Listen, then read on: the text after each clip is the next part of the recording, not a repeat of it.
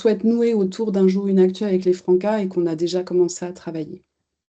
Alors, qui est l'éditeur Milan? Ben, un éditeur de presse qui fait des magazines et qui fait aussi des livres jeunesse pour les enfants et les adolescents. Alors, depuis tout petit, parce qu'on démarre dès la naissance avec un magazine qui s'appelle Babille, pour renforcer l'attachement entre les adultes, qu'ils soient des puériculteurs ou qu'ils soient des parents, avec l'enfant. Et puis, on va jusqu'aux années collège, avec notamment Géo Ado et Julie, qui sont des magazines qui accompagnent donc les enfants au moment du collège.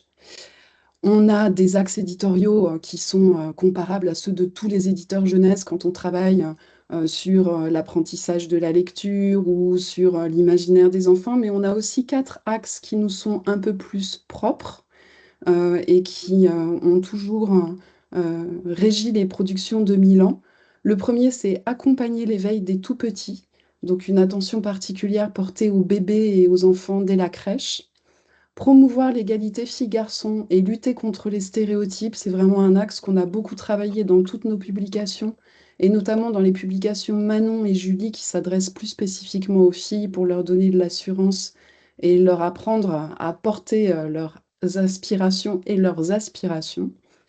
Favoriser l'éco-citoyenneté, je pense que vous connaissez tous Wapiti, qui est notre magazine leader en termes d'abonnement et qui est un magazine qui date chez Milan et qui a vraiment accompagné le développement de l'émerveillement devant la nature, qui permet ensuite de favoriser l'émergence de l'éco-citoyenneté.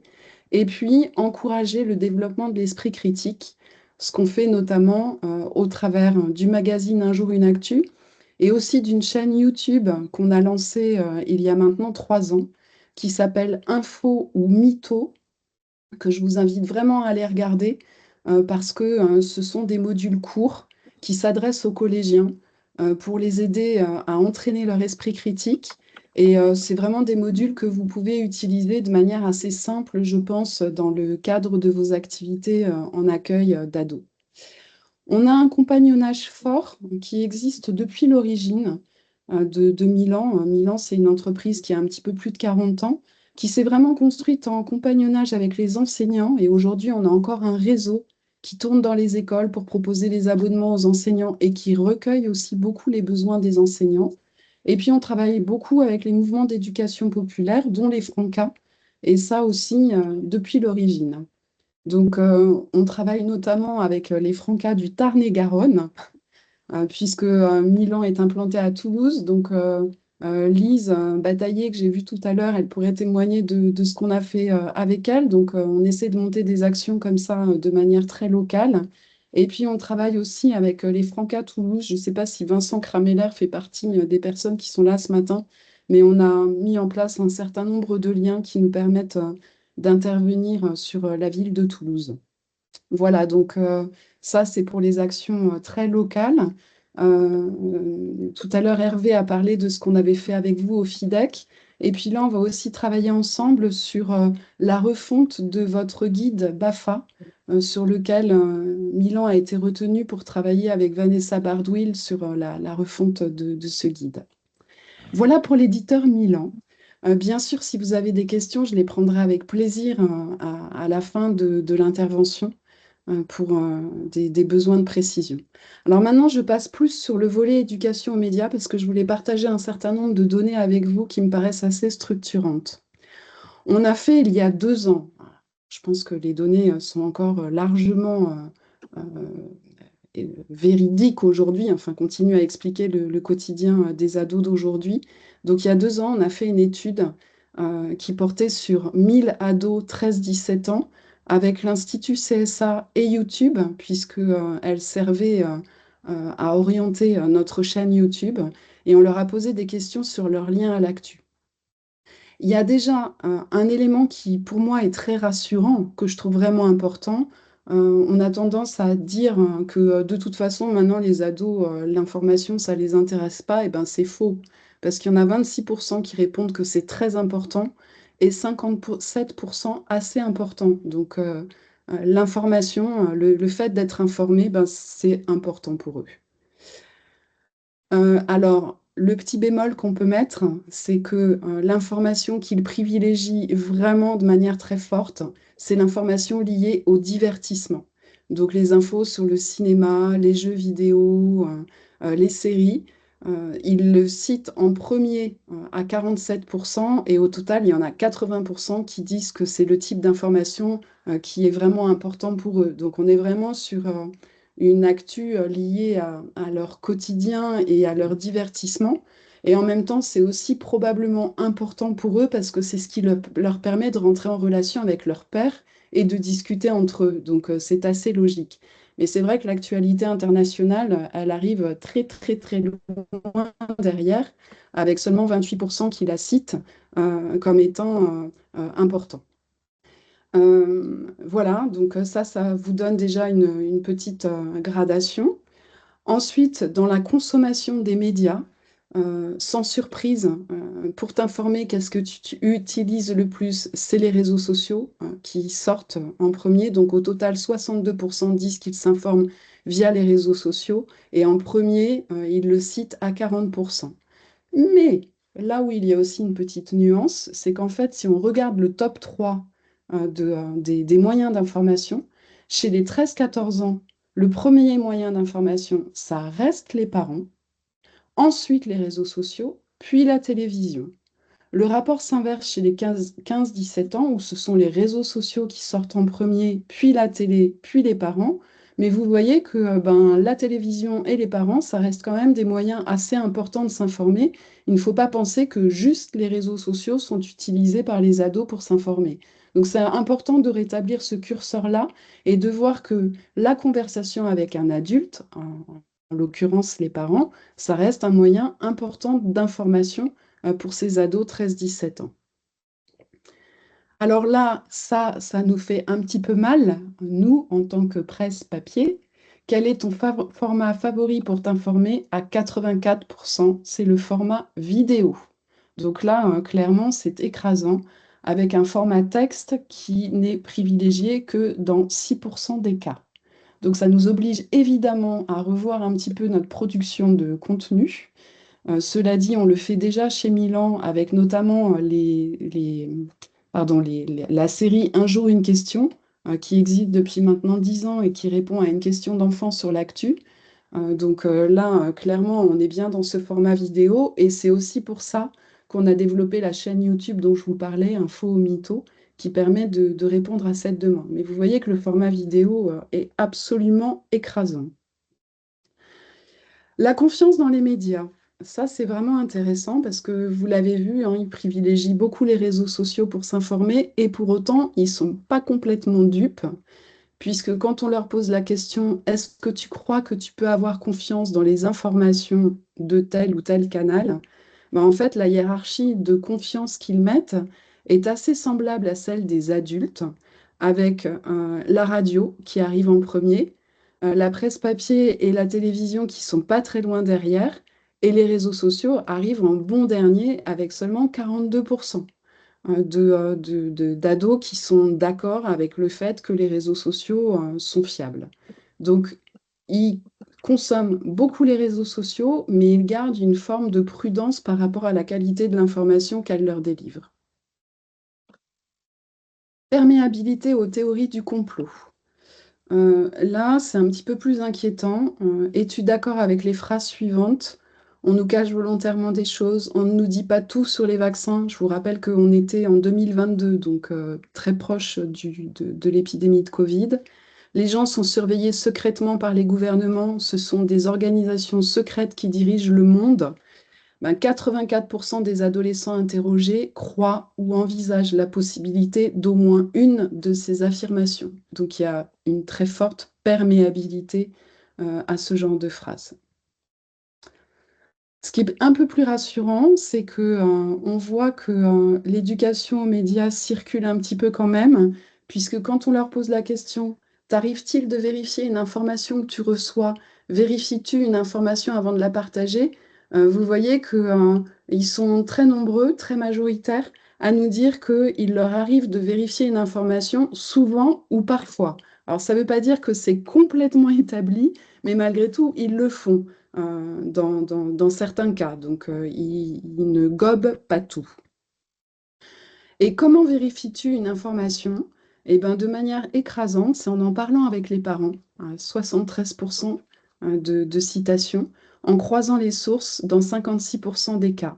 Donc, réellement, il y a un poids des parents dans la circulation de l'information avec les enfants qui est important. On l'avait vu déjà tout à l'heure que c'était une source d'information pour ces ados 13-17 ans.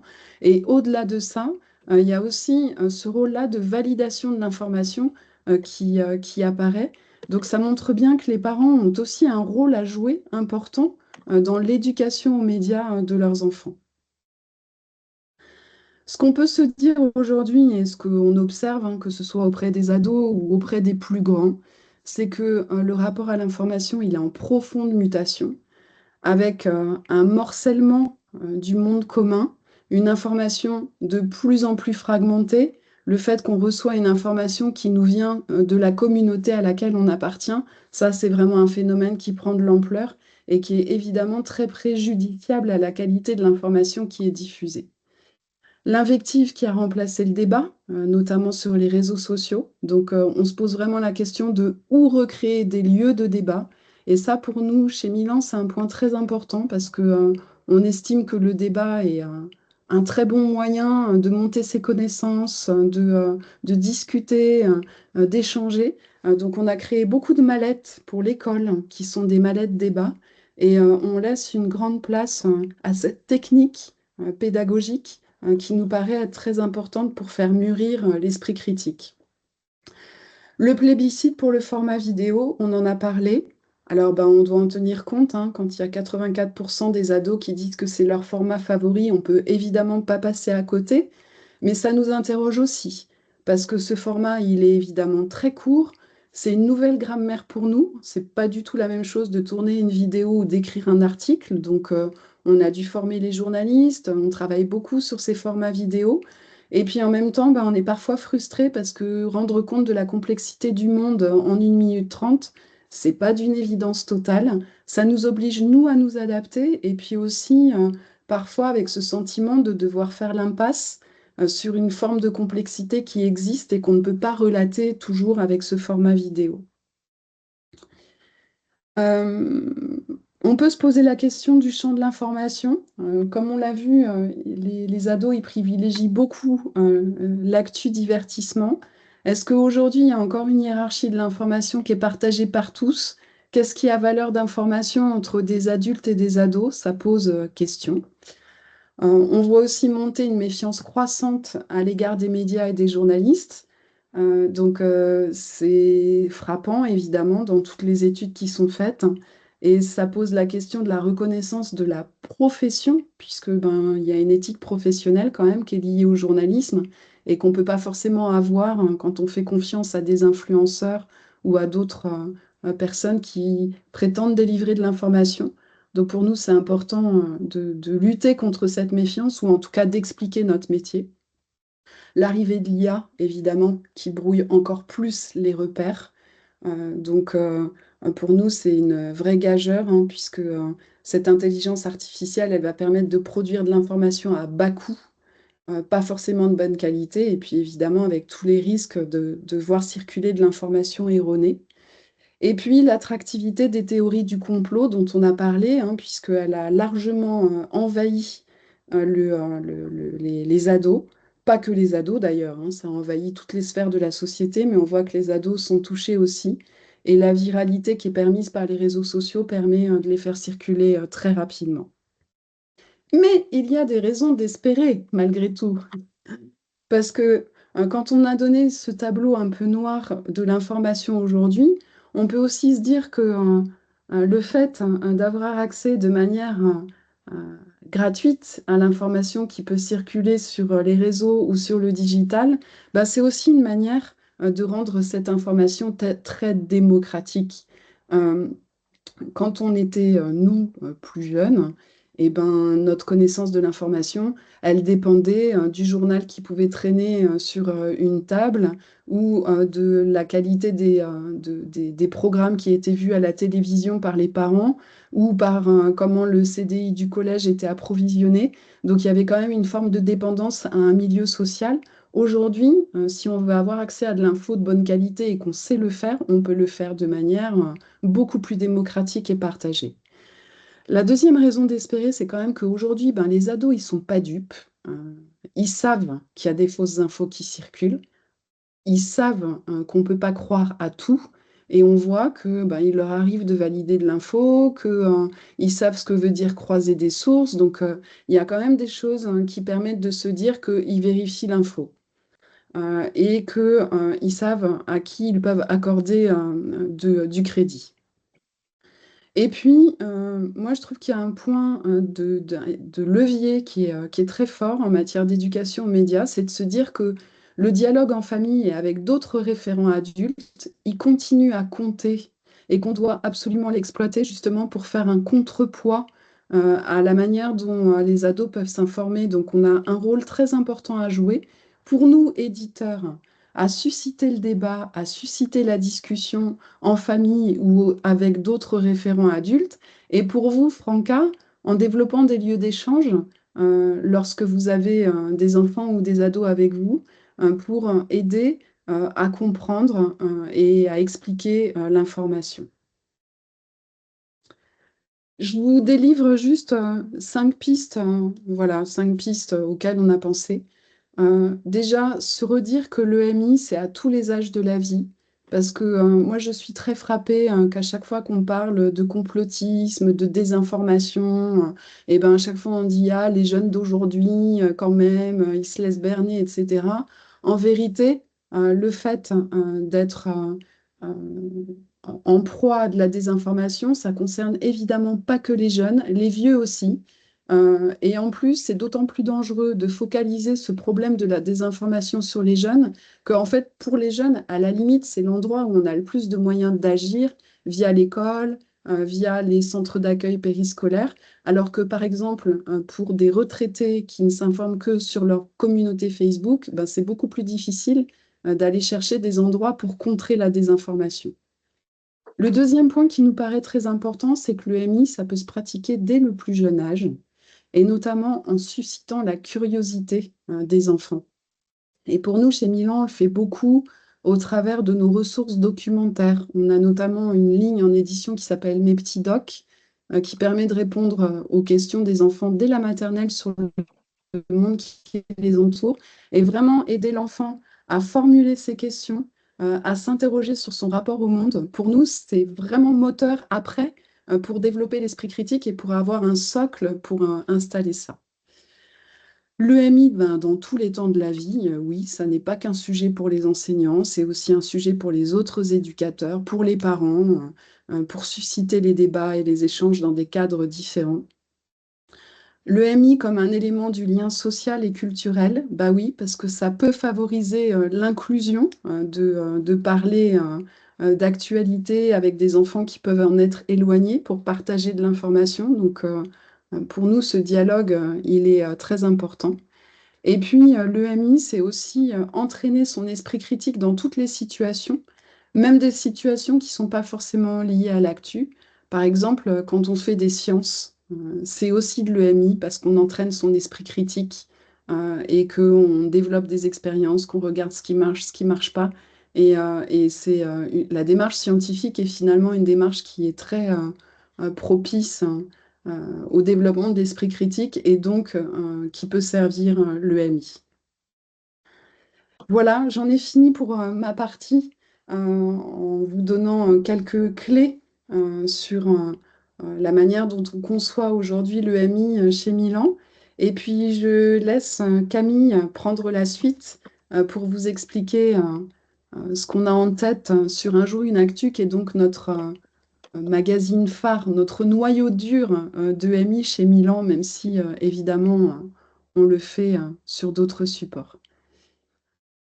Camille, j'arrête le partage, comme ça, bah voilà, parfait.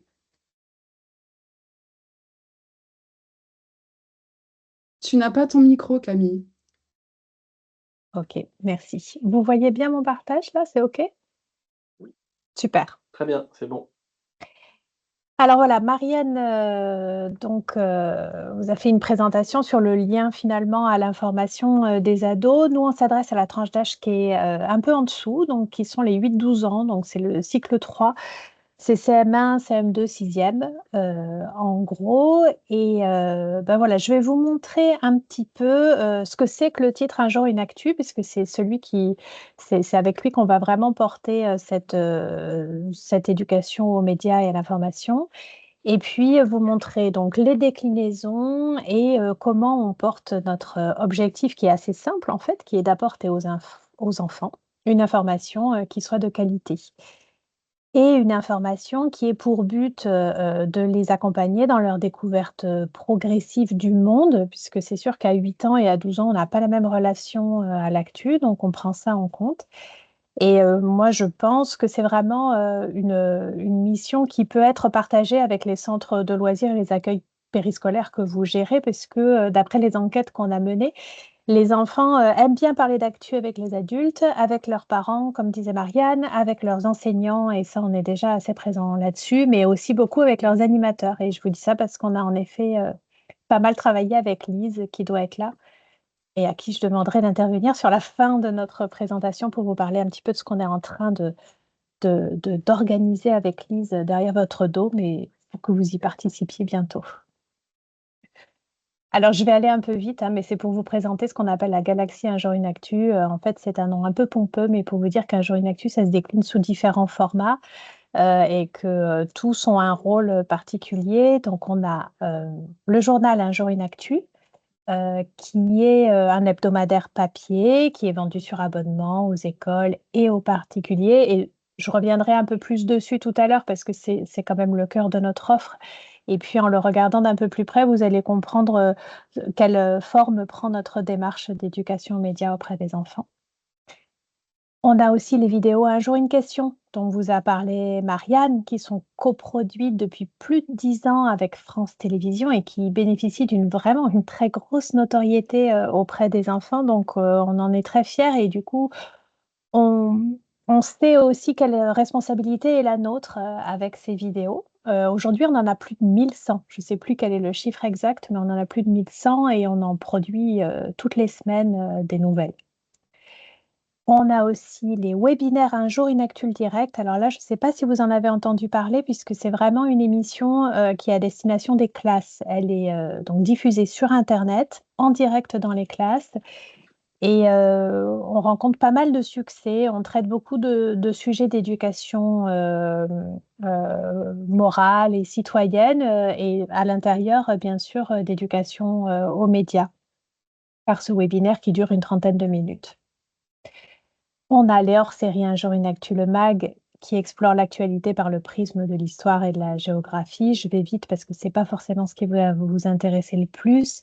On a les collections des podcasts Même pas vrai, qui sont aussi réalisés avec des groupes d'enfants, des classes, pour amener les enfants à réfléchir ensemble à différents types d'idées reçues, pour les aider à développer leur esprit critique d'une manière un peu différente que simplement dans la lecture. Là, ils sont beaucoup plus dans la production avec nos équipes. On a les événements Les Enfants pour, qui sont une sorte de grand concours auquel participent des classes encore. L'année dernière, c'était sur le thème du sport en lien avec les Jeux olympiques.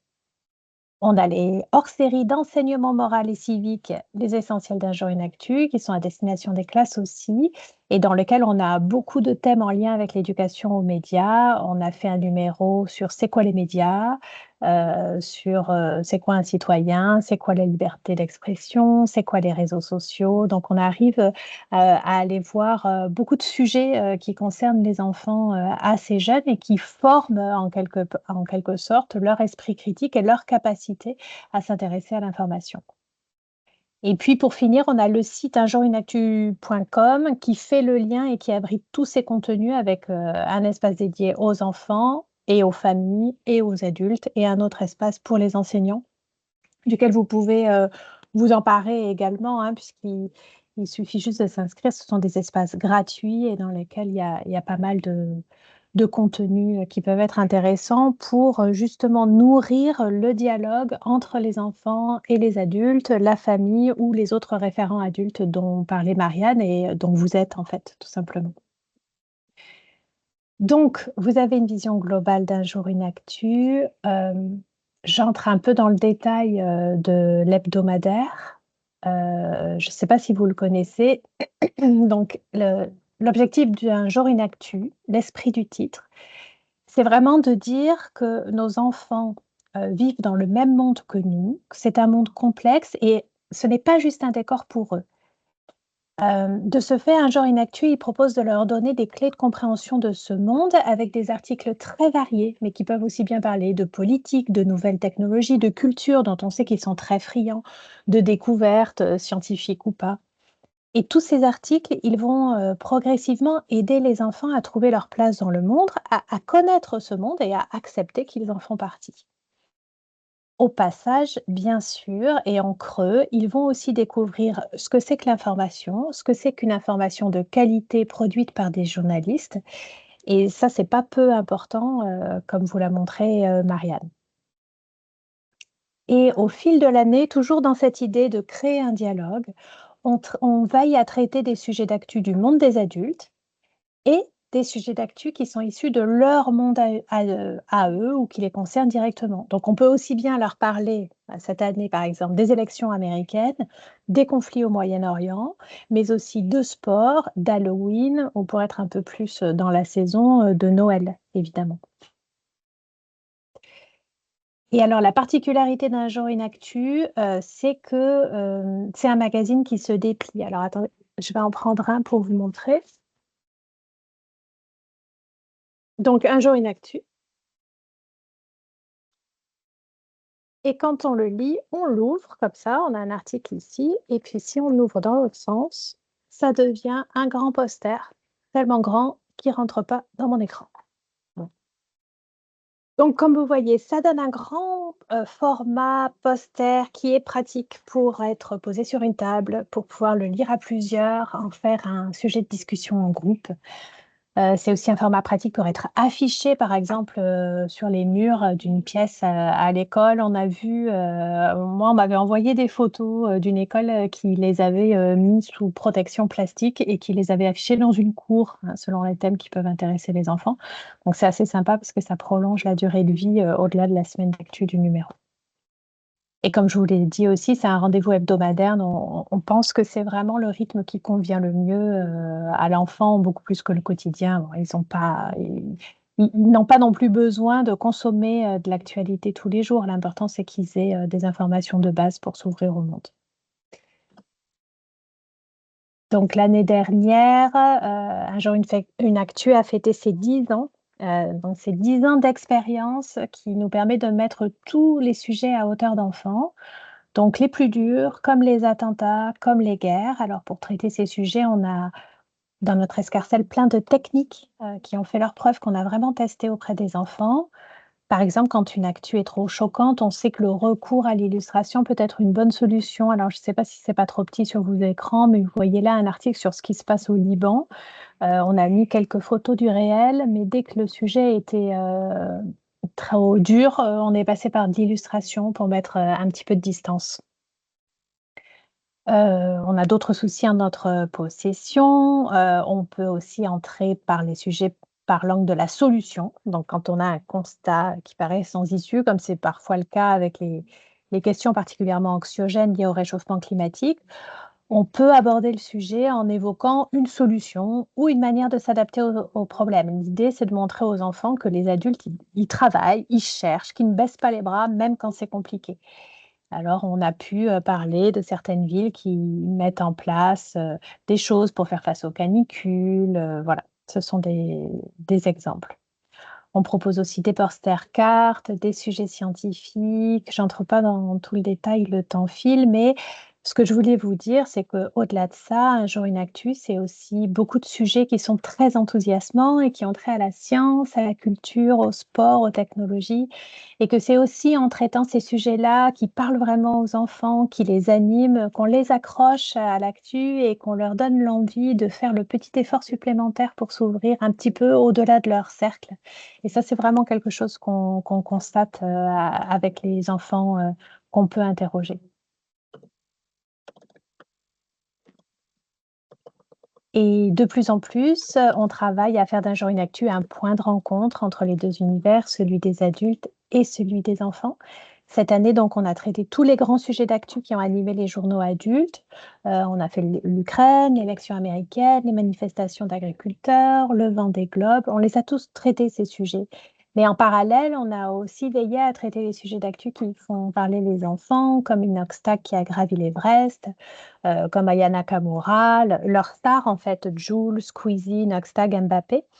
Parce que ce qu'on veut montrer, c'est que l'actu, c'est du lien et que ce lien, il doit être à double sens, des adultes vers l'enfant et puis des enfants vers les adultes.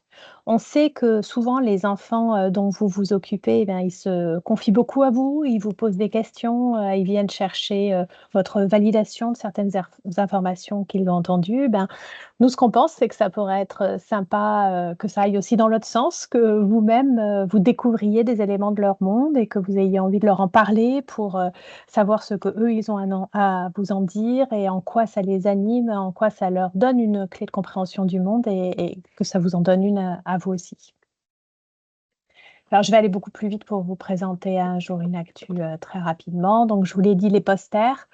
Donc, à chaque fois, l'idée des posters, c'est s'immerger dans un sujet, comprendre ce qu'il dit du monde d'aujourd'hui avec des grands espaces à fouiller et soit de l'illustration, soit de la photo, mais toujours avec un angle qui est de provoquer de l'émotion chez l'enfant. Je veux dire, l'information, c'est quelque chose qui provoque de l'émotion. C'est pas quelque chose de pénible. Et l'émotion, elle peut être parfois très positive aussi. On a ce qu'on appelle la page 2-3. Dedans, on a l'actu de la semaine. Donc là, c'est de l'actu chaude et c'est une réponse courte à une question claire. C'est, si vous voyez bien, c'était un article sur des astronautes qui ont été bloqués dans l'espace parce que leur navette de retour avait eu une avarie. Donc, ils devaient rester 8 jours, puis finalement, ils doivent rester 8 mois. On a le témoignage d'enfants, donc ça c'est vraiment important pour nous puisque ça nous permet, nous, journalistes, de ne pas passer à côté de l'actu des enfants ou de leur regard sur l'actu puisque c'est eux qu'on va questionner et qu'on va interroger. Et puis on a les brèves en bas, c'est ce que vous voyez, ça c'est des infos courtes. On vient de faire, une enquête auprès de nos lecteurs. C'est la rubrique préférée des enfants, sans doute parce qu'elle est la plus accessible pour les lecteurs débutants. Donc, ils aiment bien entrer, par cette rubrique, facile à lire, facile à comprendre et puis après monter un petit peu en grade et poussés par leur curiosité, à aller voir un petit peu plus loin ce qu'on leur propose. On a les BD aussi, hein, qui sont très, très appréciés de nos lecteurs et qui sont, un format, qui est issu des vidéos Un jour une question, dont je vous parlais tout à l'heure. En fait, on reprend les vidéos, Un jour une question, on reprend les images, on reprend un petit peu les textes et on leur propose une BD et la force de ces BD, bien sûr, c'est de traiter l'actu à travers du dessin de presse, donc à travers un regard un peu décalé qui peut mêler la poésie, l'ironie, le questionnement. Donc ça, c'est une grande force d'Un jour une actu et on sait que ça plaît beaucoup aux enfants. Donc voilà, ça c'était pour le petit feuilletage rapide d'Un jour une actu. J'en viens, à notre gros sujet, et à notre appel à participation. Lise, si tu es par là, je veux bien que tu viennes avec moi et que tu n'hésites pas à intervenir, puisqu'on a travaillé ensemble. Ouais, je suis là.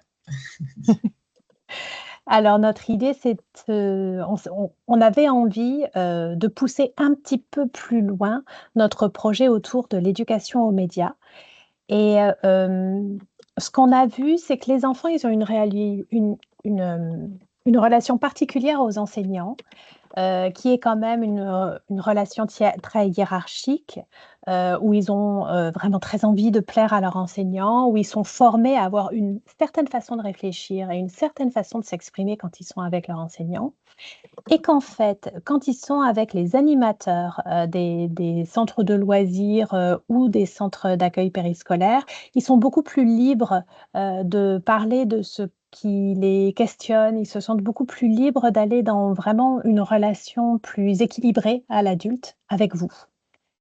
Et on s'est dit qu'on avait, avec Un jour une actu, développé beaucoup de liens avec les classes et finalement pas assez, avec les animateurs et que ça serait une très grande richesse puisque, quand même en y regardant de plus près, vous et nous, on a le même regard sur les enfants et ça, c'est une richesse dont il faut qu'on s'empare, ensemble. Donc notre projet pour l'année prochaine, c'est le suivant.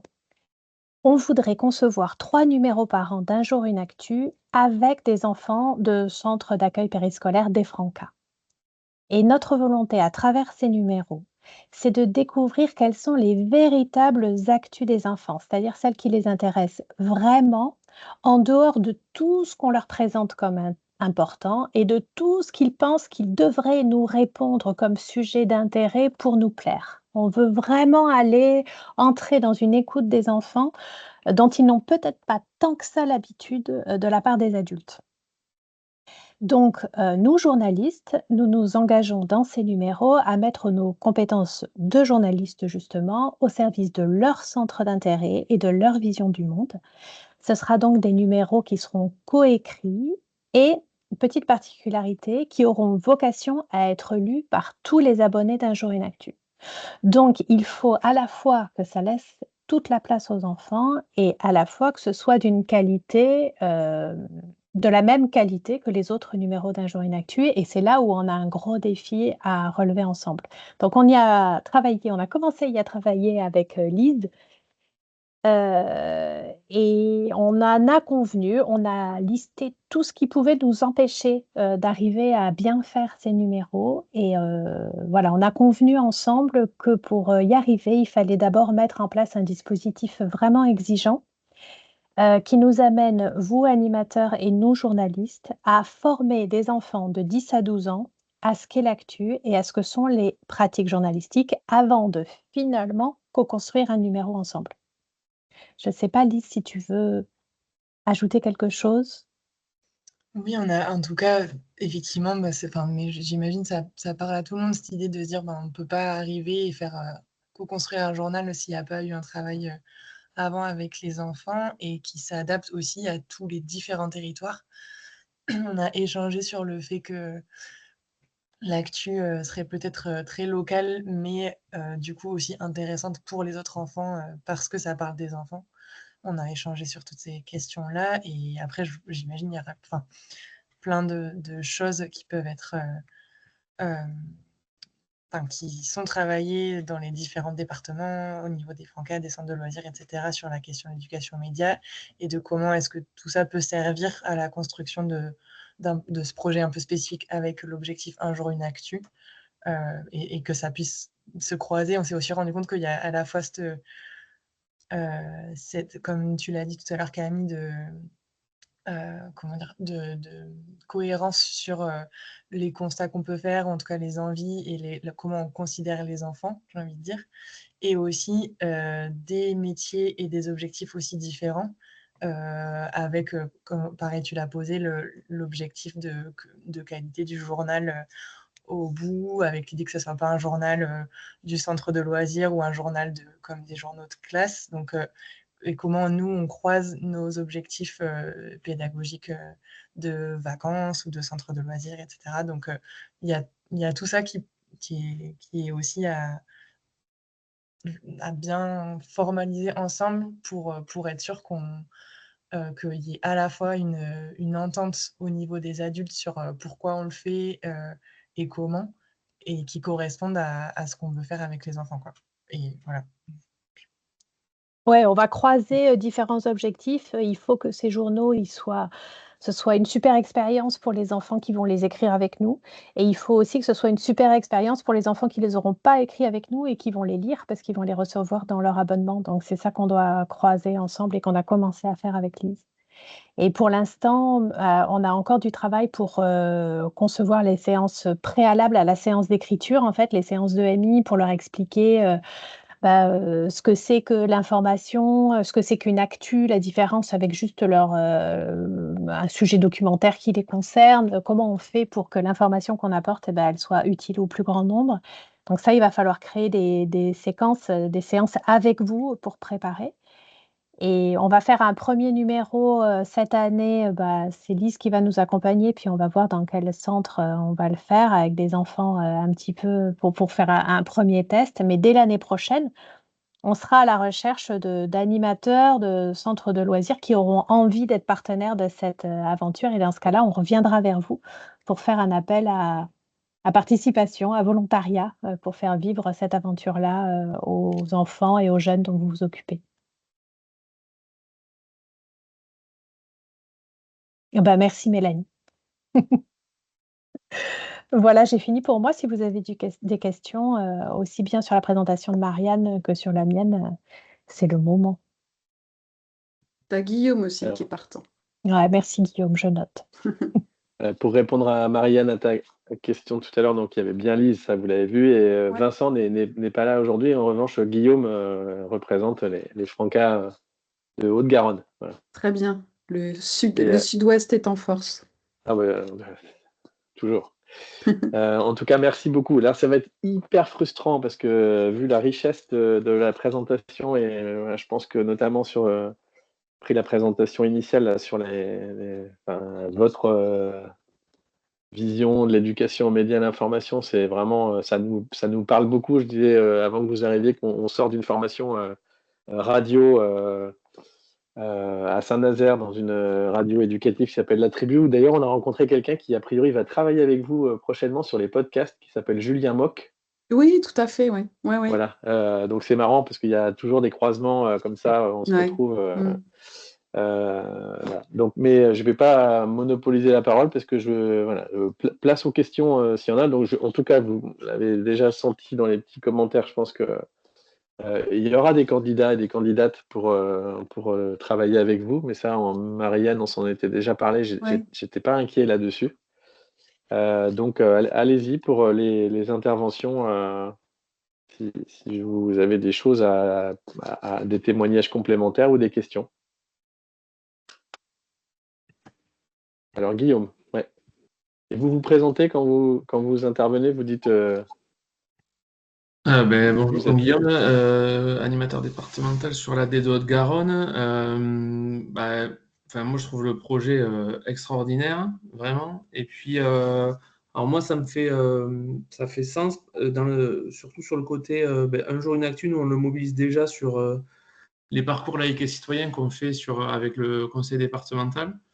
Alors par contre, sur le volet EMI, on a commencé à traiter la question via un autre format, notamment tout l'aspect journalistique, sur une autre animation. En tout cas, clairement, si pour quelque raison que ce soit, on peut intégrer le projet ou voir comment on peut aider à le développer, c'est avec très grand plaisir. Et puis, on est juste à côté, donc c'est encore plus pratique. Merci Guillaume. Alors, il y a David et après Antoine. Oui, merci. Oui, très, très intéressant comme présentation. Merci beaucoup. C'est vrai que le travail avec Milan, c'est toujours un petit quelque chose qu'on a derrière la tête. Alors moi, je travaille au Franca d'Occitanie et donc mais aussi principalement dans le Tarn. Sur la question d'éducation aux médias et à l'information, pour prolonger ce que disait ce qui a été dit jusqu'à présent, à la fois sur la question de la radio, à la fois sur la question de la presse écrite, on a en effet déjà des actions et je trouve intéressant qu'on puisse s'associer avec un acteur professionnel de cette question pour soit enrichir déjà nos pratiques, soit en développer de nouvelles. et qu'on soit vraiment dans un échange. Donc on a travaillé, je ne sais pas si vous avez l'information, avec l'Association française d'astronomie sur un dispositif qui est plutôt à destination de collégiens. Et en effet, ce serait vraiment intéressant qu'on arrive à mettre en place un dispositif un peu similaire pour des plus jeunes et qui puisse se répandre de manière plus large. Moi, je trouve très intéressant qu'on puisse proposer à 3 structures de loisirs dans une année de pouvoir vivre cette expérience-là. Il me paraît très intéressant qu'en parallèle, on puisse faire quelque chose qui puisse toucher plus de structures de loisirs avec un format d'animation un peu plus léger, mais qui permette de sensibiliser quand même un maximum d'enfants dès l'école élémentaire à cette question de comment je fais le tri dans toutes les informations qui arrivent, comment je remonte le fil de l'info, comment je comprends comment ça marche un journal. Enfin, je trouve que ça, ce serait vraiment chouette. En tout cas, c'est un projet qui est quasiment émergent dans nos structures départementales. Je vois dans le Tarn, c'est vraiment une question qui nous intéresse fortement, et je vois au niveau Occitanie, ça intéresse beaucoup d'AD sur cette problématique-là, en tout cas, et depuis longtemps. Voilà. Oui. Alors moi, je vous suis complètement sur le fait qu'aujourd'hui, il y a beaucoup de projets d'éducation aux médias associatifs notamment qui sont centrés sur le collège. Il y a assez peu de choses finalement qui démarrent avant. Or, avant, c'est important aussi parce que c'est l'âge des questions. Donc, c'est assez facile de susciter la curiosité et les questions. Et c'est l'âge aussi où les réseaux sociaux sont pas encore trop envahissants. Donc, c'est important de les préparer en fait, de faire Tout une à fait. forme de prévention. Donc ça, je trouve ça très bien. Après, à votre dispo pour réfléchir à quelque chose qui pourrait toucher plus d'enfants aussi, hein, on peut essayer d'imaginer des choses avec vous. Moi, je reprends le thème. Camille, elle vous a parlé des webinaires Un jour, une actu, le direct. Donc, on en fait 5 par an. C'est vraiment là, pensé pour l'école. Donc, ça vous conviendrait pas forcément. C'est pensé dans des temps d'école. Les enseignants, ils viennent avec les enfants. Donc, il y a clairement une imbrication dans l'école. Et on arrive à toucher des volumes, entre guillemets, importants d'enfants. Parce que quand on travaille sur des thèmes comme le harcèlement à l'école, sur le harcèlement à l'école, on monte jusqu'à 4000 classes connectées. Donc, c'est énorme. Ça veut dire qu'on touche plus de 100 000 enfants sur une thématique comme celle-là. On a les thèmes qui marchent le mieux, c'est le racisme, l'égalité filles-garçons et le harcèlement à l'école. Mais on pourrait tout à fait s'inspirer de ce genre de format aussi pour travailler sur une thématique éducation aux médias. On le fait dans le cadre de la semaine de la presse à l'école. Il faudrait penser quelque chose de différent, plus adapté à vos structures à vous, à des horaires qui vous permettent de vous connecter et puis de travailler un programme peut-être un peu plus ludique avec vous, qui sentent moins l'école, mais c'est des formats qui peuvent nous permettre de toucher beaucoup, beaucoup de monde. Ok. Donc à réfléchir, hein. Enfin, je lance Tout à cette fait. piste-là, ça peut en être d'autres aussi, mais on a les moyens de faire des formats aussi plus légers. Maintenant, ce que propose Camille, c'est forcément beaucoup plus lourd et exigeant. On a testé des interventions avec Lise, on se rend bien compte, et vous le savez, que si on veut passer à la phase production d'un journal de qualité, on doit le faire en étant beaucoup plus ciblé sur des animateurs qui nous suivent, des enfants qui nous connaissent et des actions qui permettent de développer une relation dans la durée. Donc c'est forcément quantitativement moins important. Tout à fait. Mais ça peut aussi nous donner des pistes de travail. C'est-à-dire que quand on travaille avec vous de manière régulière, il y a forcément d'autres idées qui peuvent émerger aussi auxquelles on n'avait pas pensé au début, quoi. Tout à fait. D'autant que, Ah, ce qu'on s'était dit avec Lise, c'est que avant même de passer à la conférence de rédaction d'un jour une actu et à la réalisation d'un journal, il va falloir leur proposer des séquences de MI qui vont être créées un petit peu conjointement entre vous et nous. Et ces séquences de MI, si on met de côté la réalisation du journal, je ne sais plus. Tu avais un nom savant, Lise, pour ça. Ça peut être, c'est l'ingénierie, c'est ça? Ingénierie, non, oui, parler d'ingénierie de projet, mais Voilà, ça peut être après utilisé, par vous ou par d'autres centres, sans nous. Une fois que ça a été posé, comme une espèce de boîte à outils qui est utilisable après par les différents, Ouais. centres de loisirs, mais sans passer par l'étape production du journal parce que nous, par contre, on peut pas faire plus que 3 quoi, par an. Alors, il y a d'autres questions, donc on va passer juste, effectivement, je pense que là, vous voyez, vous nous connaissez un peu, hein, qu'on peut être très créatif et enthousiaste, donc je pense qu'on va aussi expérimenter des choses dans un certain nombre de territoires. Je mets aussi en avant, parce que Marianne, je pense que tu n'en as pas parlé tout à l'heure, mais tu as aussi une casquette de présidente de l'APEM, l'Association Ouais, pour l'éducation aux médias, et on a déjà travaillé, Étienne était intervenu d'ailleurs sur un rendez-vous des réseaux, et l'été dernier, en Meurthe-et-Moselle, on a pu, grâce à l'APEM, ah oui, avec mettre en l'Est place une républicain, résidence vous de avez journalistes. travaillé, ouais. Voilà, et du coup, je pense que ça aussi, voilà, je pense que tout sera pas dans le projet Un jour une actu, parce qu'on voit bien Mm. que c'est exigeant et puis on pourra pas tous y participer.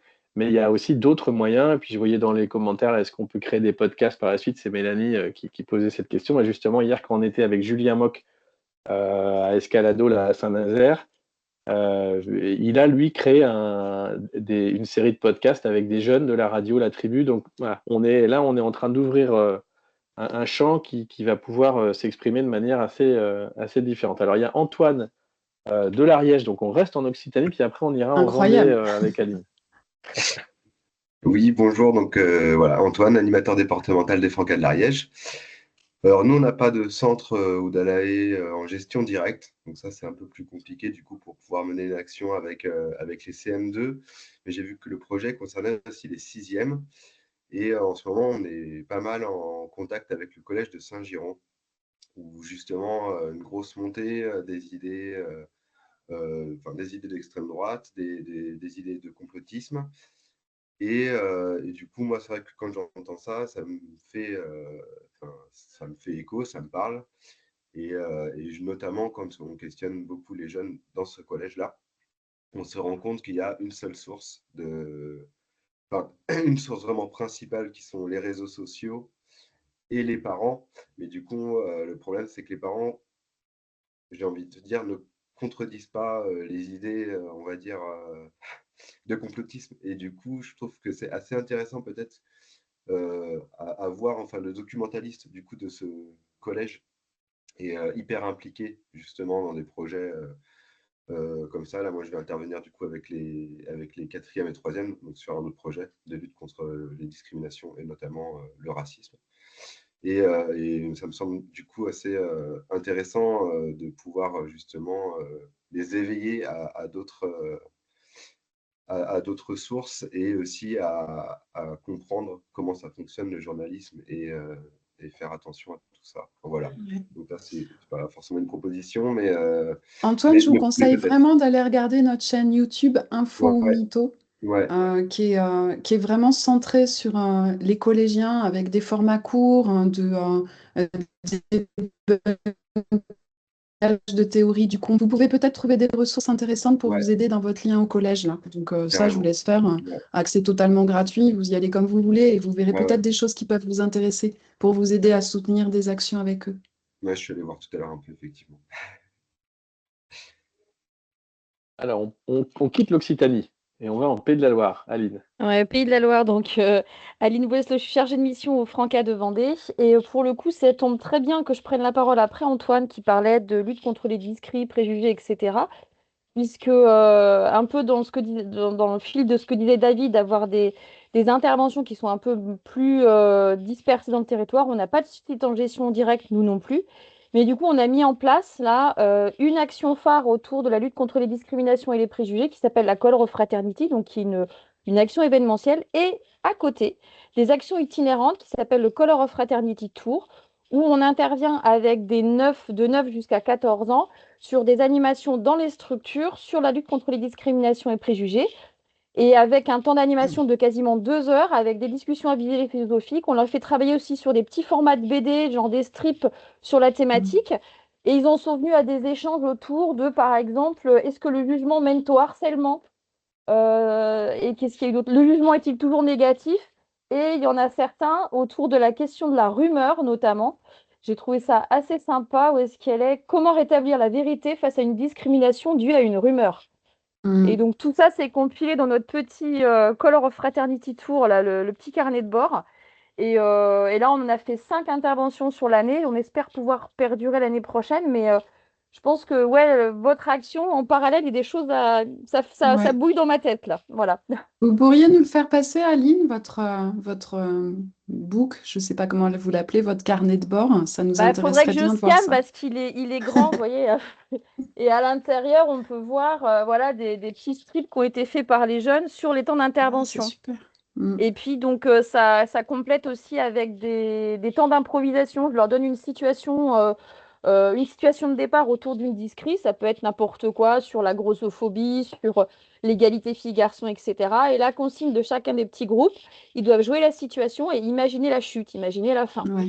Donc, il y a des chutes auxquelles j'aurais jamais pensé. Et ils ont été assez inventifs. C'était assez chouette. Mais oui, je pourrais essayer de vous le scanner et de vous le faire passer. Et je ne sais pas comment Ouais, ça peut servir, volontiers. comment ça peut faire écho, mais voilà. Ah, ça peut nourrir des idées Et aussi, moi, ouais, c'est toujours je le bien. prendrai aussi. Hein. Hein, tu me l'enverras aussi, Aline. Je vais Je demander pense des que ça droits, en pourrait fait. intéresser. Ouais, bah, Parce c'est qu'en ça. fait, pour expliquer, en fait, le Color Fraternity Tour est né cette année et la journée Color Fraternity est née l'année dernière. En fait, c'est une journée sur laquelle, en 2023, on va avoir 80 jeunes, là, cette année que 50. On a plusieurs structures jeunesse qui viennent, on remélange les équipes de manière à faire de l'interaction entre les jeunes et qui ne se restent pas que avec leur structure. On a travaillé en partenariat avec la Ligue de l'enseignement, Amnesty International, un média qui est sur la Vendée qui s'appelle Demain Vendée, qui est un média inspirant, qui a fait de l'éducation aux médias. Donc, les jeunes passent dans les différents stands par équipe. À Mhm. chaque fois qu'ils passent dans un stand, ils gagnent un sachet de poudre de Oli, vous savez, la poudre qui sert pour la couleur. Et on termine la journée par une course de relais avec la poudre de Oli qui est balancée, etc.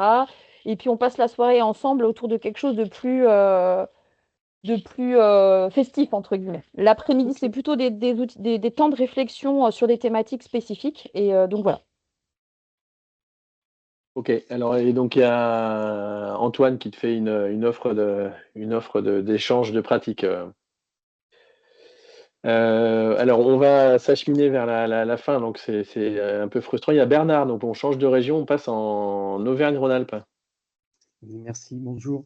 Juste quelques Bonjour. mots par rapport à l'étude que je ne connaissais pas, que je trouve très intéressante. Juste partager un petit vécu, mais avoir un peu votre avis là-dessus. Moi, j'ai fait plusieurs fois de la formation avec l'association Entre les Lignes, avec laquelle les Franca Durum travaillent, et on a été souvent confrontés à des animateurs qui se revendiquaient complotistes, par exemple, qui disaient mais moi je suis complotiste, et puis si vous n'êtes pas content, ben, c'est pareil. Et je retrouvais là dans l'étude avec des enfants qui disent, par exemple, on nous cache des choses de manière assez importante.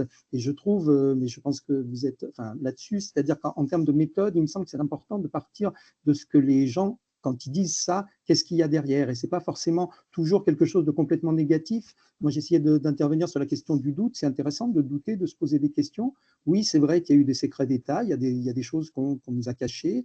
Donc, tout n'est pas complètement délirant. Et voilà, ce que je me dis, c'est notre posture, comment on accompagne ça pour pas être dans juste dire bah, c'est pas bien ce que tu penses, mais voilà, et je pense qu'à travers ce que vous montrez, il y a des outils, mais voilà, je m'interrogeais sur cette posture et je voulais un peu avoir votre avis là-dessus.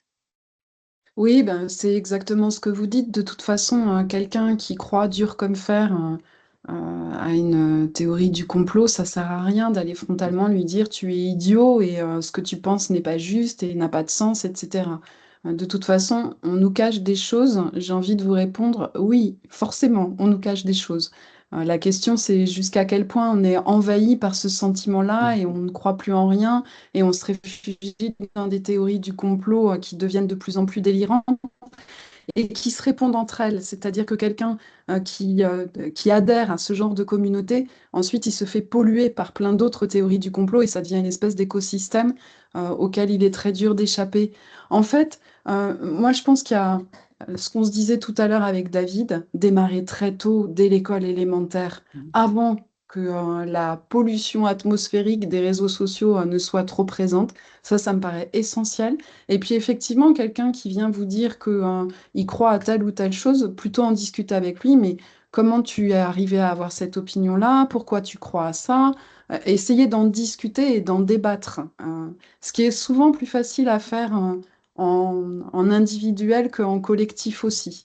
Donc oui, démarrer tôt, discuter, échanger, ne pas dire à l'autre qu'il est idiot, mais ça, c'est la première loi du débat, hein. Si on commence à tous se figer sur ses positions, il ne se passe pas grand-chose. Et puis, essayer de gagner du terrain pour éviter que la seule source d'information soit ces communautés, réseaux sociaux extrêmement fermés. Donc, toujours essayer de maintenir le dialogue et le lien, c'est ça qui paraît le plus important. Mais après, on a centré notre étude sur les 13-17 ans parce que clairement, nous, c'était le public qui nous intéressait. Au-delà, les théories du complot, elles sont très ancrées aussi, hein. C'est pas, encore une fois, c'est pas une maladie qui touche les jeunes, hein. C'est une maladie qui touche toute la société, donc faut pas rêver. Et je sais plus le prénom de la personne qui est intervenue tout à l'heure pour dire que il avait du mal parce que les parents interviennent effectivement dans les échanges avec les enfants, mais si les parents sont pas plus briefés, éduqués, sensibilisés, que les enfants, il ne se passe rien non plus. Donc il y a vraiment un devoir social très important d'aller au-delà des jeunes pour donner quelques bases pour ne pas se laisser bouffer par la désinformation. Alors, merci beaucoup parce que voilà, dans des périodes complexes comme on les vit en ce moment, c'est des rendez-vous qui sont super motivants parce Il faut qu'on a garder envie de travailler l'espoir. ensemble. Ouais, Il faut mais garder bien sûr, l'espoir et ça il faut agir, quoi. Voilà, c'est comme ça. Pour vous en tant donner un peu qu'éducateur et d'espoir, nous, sur éducatrice, notre on a tranche besoin, d'âge, c'est indispensable. pour vous donner un peu Ouais. d'espoir, nous, sur notre tranche d'âge, la grosse théorie du complot qu'on voit, c'est les sirènes existent vraiment. Donc ça va, c'est pas très grave. Alors, deux choses avant qu'on se quitte. Alors, d'une part, moi, je veux bien que toutes celles et ceux là qui ont mis dans le chat, on est partant, ça nous intéresse, etc. Pour l'instant, je vais faire la boîte à lettres, donc vous me le mentionnez par un petit mail. Comme ça, moi, ça va me permettre de compiler, puis ça, je pourrais l'envoyer à Camille et Marianne, et puis après, on verra, Marianne et Camille, comment on fait par rapport aux mises en relation. Ouais. Et puis pareil, hein, comme d'habitude, effectivement, ces rendez-vous sont super intéressants pour connaître des expériences dont on n'a pas forcément l'habitude de parler toujours. Donc, vous me les mettez bien par mail, hein, s'il vous plaît, parce que je vois tout le monde qui met moi aussi, on est partant, mais ça sera plus facile par mail pour que le chat pour le consigner. Et puis, j'aurais envie de vous proposer, puisque j'ai retrouvé le lien pour la bande-annonce du film Graines de philo. Donc, je vais demander à David de le passer. Et en fait, Marianne et Camille, je vous invite à rester parce que ça fait complètement écho à ce que tu disais, Marianne, sur la question du débat comme un outil pédagogique.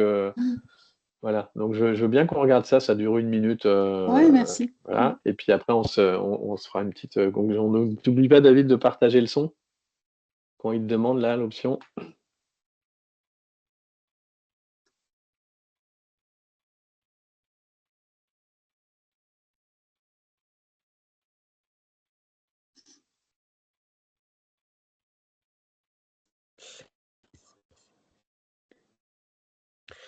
Est-ce que, voilà, il faudra me dire si vous entendez le son.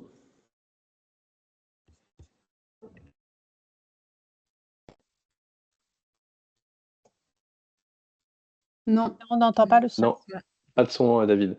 Ok, alors comment je fais pour partager le son? Et au début, il faut que tu arrêtes le partage. Et Ouais. quand il va te demander de partager, il faut intégrer le son de l'ordinateur. Ok, on va essayer. Il ne me le propose pas, hein. Ok, alors attends, parce que moi je vais peut-être maintenant, mon ordinateur a l'air de fonctionner, donc je vais regarder si j'y arrive. Il ne me propose pas de partager le son, que l'écran.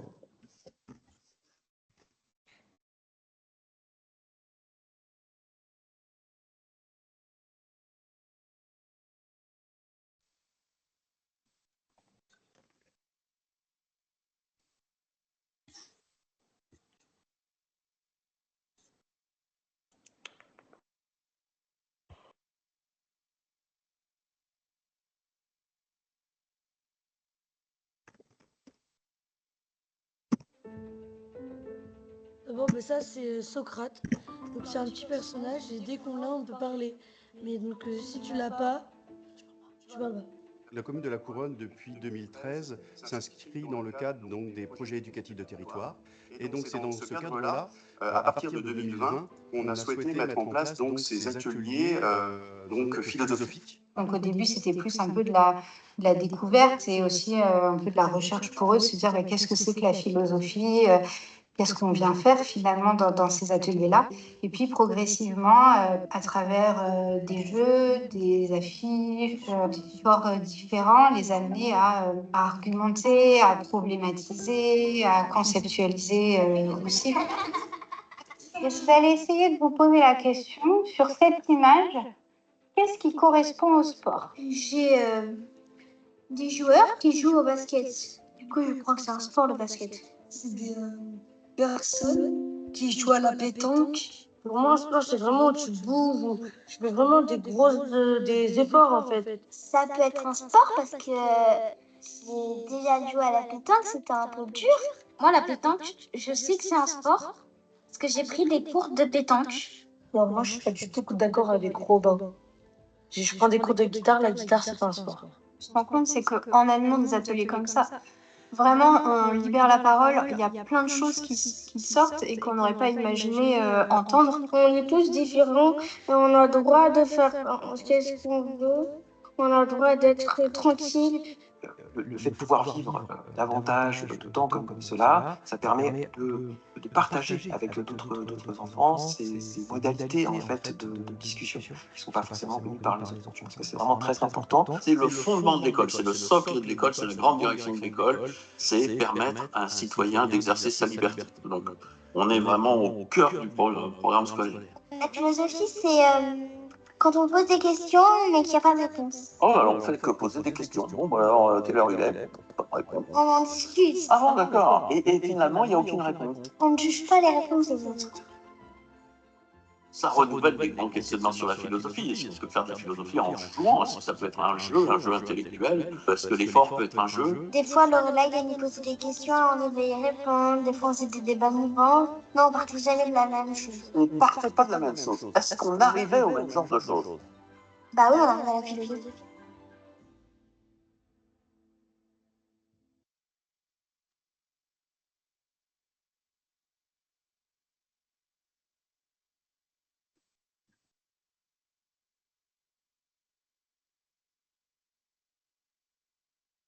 Voilà, le petit film pour vous donner envie, j'espère, de continuer. Vous m'entendez là? Parce que comme j'ai changé Oui, de oui, machine oui, là. on Ok, t'entend. ça marche. Voilà, bah écoutez, pour moi, c'est un peu le mot de conclusion de ce rendez-vous. Très prometteur, hein. Merci encore Marianne et Camille, et puis aussi tous vos collègues avec lesquels on a toujours beaucoup de plaisir à travailler. Bah, merci, c'est gentil. On est ravis de pouvoir travailler avec vous et je crois vous l'avoir déjà dit, en tout cas à Hervé, chez Milan, presque tout le monde a le BAFA, c'est étonnant. Donc je pense qu'il y a une proximité entre nous qui existe. Une fois, on avait accompagné des enfants et j'avais dit, mais qui a le BAFA? Et tout le monde avait le BAFA. Donc je pense que voilà, on a basculé plus du côté journaliste, mais on garde cette aspiration à l'animation. Donc on va s'en servir dans un premier temps avec Lise pour mener notre expérience. Et puis après, on aura grand plaisir à continuer avec vous. Merci beaucoup pour votre accueil et votre envie, votre énergie. C'est important de la partager. Eh ben, écoutez, Merci à voilà. tous. Merci Merci à beaucoup vous. et à l'année prochaine. À très bientôt. Au À Merci. revoir. bientôt. Au revoir.